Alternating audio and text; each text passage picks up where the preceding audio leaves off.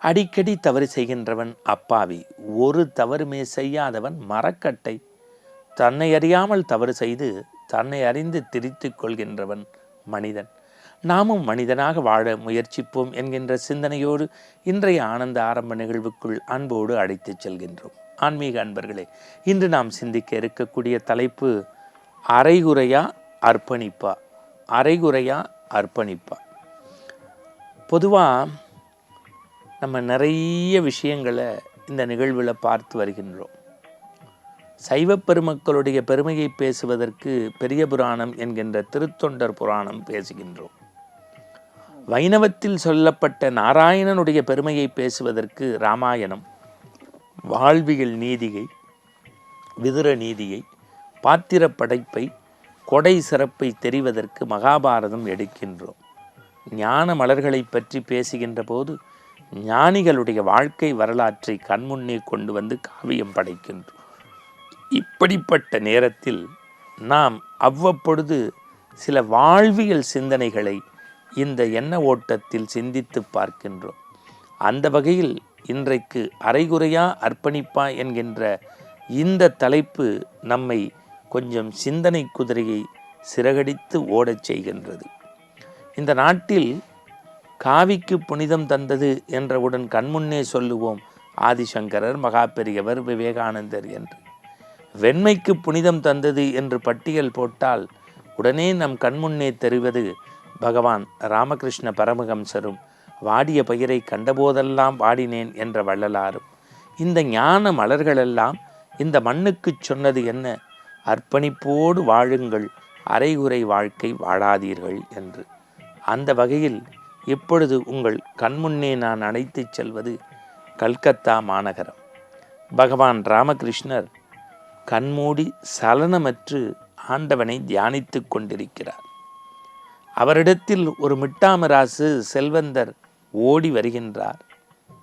பல மணி நேரம் காத்திருக்க வேண்டியவர் வந்தவுடனே ராமகிருஷ்ணரை கைதட்டி எழுப்பி அவரை கண்விழிக்கச் செய்து, இதுவரை யாரும் உங்களுக்கு அர்ப்பணிக்காத ஒன்றை கொண்டு வந்திருக்கிறேன்.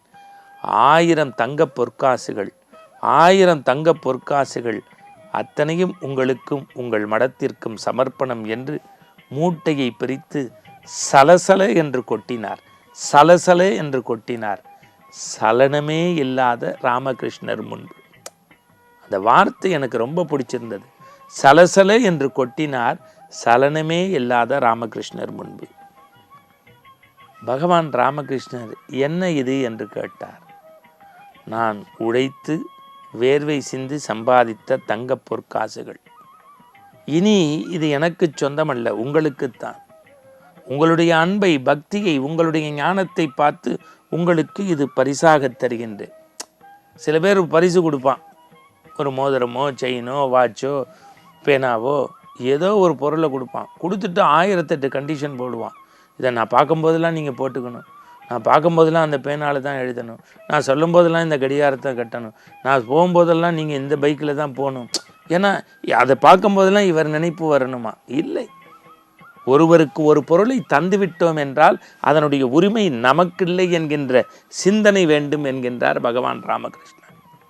அந்த செல்வந்தர் தன்னுடைய செல்வ செழிப்பை, தன்னுடைய கர்வத்தை, தன்னுடைய மேன்மையை காட்டுவதற்கு அத்தனை பேருக்கு மத்தியில் சலசலப்பு என்று 1000 பொற்காசை கொட்டி ராமகிருஷ்ணரின் புருவத்தை உயர்த்தச் செய்தார். சலனமே இல்லாத ராமகிருஷ்ணன் கேட்டார், என்ன இது என்றார். உனக்கு சொந்தம் என்றார். எனக்கு சொந்தம் என்றால் இந்த பொருள் என்னுடையது தானே? ஆம், உங்களுடையது தான். இதில் உன்னுடைய பங்கு எதுவும் இல்லை. பணக்காரர் இதை பார்த்தவுடன் எல்லையில்லாத மகிழ்ச்சி அடைவார் ராமகிருஷ்ணர். நமக்கு மிகப்பெரிய பேரும் அதிர்ஷ்டமும் அருள்வாக்கும் கிடைக்கப் போகிறது என்று ஆச்சரியத்தோடு காத்திருந்தார். நடந்தது வேறு. பகவான் ராமகிருஷ்ணர் சொன்னார், எப்பொழுது நீ முழுமையாக எனக்கு அர்ப்பணித்து விட்டாயோ இதில் சலனமோ சஞ்சலனமோ ஈடுபாடோ உனக்கு இல்லையே. ஆண்டவனுக்கு சமமாக உங்களுக்கு அர்ப்பணித்த பிறகு இதில் எனக்கு என்ன வேலை? அப்படியா? மகிழ்ச்சி. இந்த காசுகளை மீண்டும் அந்த மூட்டைக்குள் கட்டிக்கொள். எதிரிலே ஓடிக்கொள்கிறதே அந்த கங்கை ஆற்றில் யோசிக்காமல் கொட்டிவிட்டு திரும்பி வா என்றார். அவன் மூஞ்சி கருத்து விட்டது. வந்திருப்பது 1000 பொற்காசு, தங்கக்காசு. மூட்டையாக கட்டி கொண்டு போய் பிரித்து கங்கையில் கொட்டு என்கின்றாரே என்று சலனமற்று வருகின்றார். கரையோரம் நின்றார். ஒவ்வொரு காசையும் எடுத்து தட்டி பார்த்தார். பிறகு மீண்டும் எண்ணி பார்த்தார். கரையின் ஓரம் உட்கார்ந்து ஒவ்வொன்றாக எரிந்து கொண்டே இருந்தார். சென்றவன் பல மணி நேரம் வரவில்லையே என்று சீடர்களை அனுப்பி பார்த்து வா என்றார்கள். நடந்ததை சொன்னார். இப்பொழுது பகவான் ராமகிருஷ்ணரே அங்கு போனார். உன்னை காசை கொட்டி வா என்றேன். இல்லை சுவாமி, அது நான் வேர்வை சிந்தி சம்பாதித்தது. சரி, நான் ஆசையாக நேசித்தது. சரி, நான் பார்த்து பார்த்து மூட்டையில் சேர்த்தது. சரி, எனக்கு அர்ப்பணித்து விட்டாய். எப்பொழுது அந்த பொருள் என்னுடையதோ கங்கையில் கொட்டு என்று சொன்ன பிறகும் நீ ஏன் அதை சிந்தித்து எண்ணி தட்டி பார்த்து எண்ணி பார்த்து இத்தனை வேலையும் ஏன் செய்கிறாய்?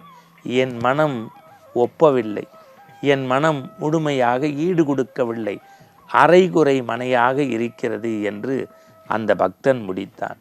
இப்பொழுது பகவான் சொன்னார், 1000 பொற்காசு கொண்டு என்னை அர்ப்பணிப்போடு செய்து ஆச்சரியப்படுத்த வேண்டும் என்று நீ சலசலப்பு ஏற்படுத்தினாய். ஆனால் சலனமற்ற நான் உன்னை அதை தண்ணீருக்குள் விடு என்றவுடன் விடுவதற்கு மனம் வரவில்லை. எனக்கு அந்த தண்ணீரும் ஒன்றுதான், இந்த காசும் ஒன்றுதான், நீனும் ஒன்றுதான். ஞான மார்க்கத்தில் எங்களுக்கு சலனமற்று இருந்தால்தான் அர்ப்பணிப்போடு வாழ முடியும். இதை அவர் சொல்லி முடித்த போது அந்த சீடர் அழுதார். இது ராமகிருஷ்ணன் ஒரு சீடருக்கும் பக்தருக்கும் சொன்ன கதையா? பெரிய புராணத்தில் உள்ள நாயன்மார்களுடைய கதையும், ஆழ்வார்கள் தங்களை கரைத்த கதையும், இறை நெறியார்கள் இந்த மண்ணை உய்விப்பதற்கு, இந்த மண்ணை வளைப்படுத்துவதற்கு தங்கள் இறைவனுடைய பற்றை மட்டுமே பற்றி கொண்டு தங்களை முழுமையாக அர்ப்பணித்தார்களே, அவர்கள் வரலாறை படிக்கின்ற போதும் நம்முடைய பக்தி அரைகுறை பக்தியாக இருக்கிறது. பக்திக்கு பகட்டு, ஆடம்பரம், பணம், பொருள் முக்கியமல்ல. அரைகுறை அர்ப்பணிப்பு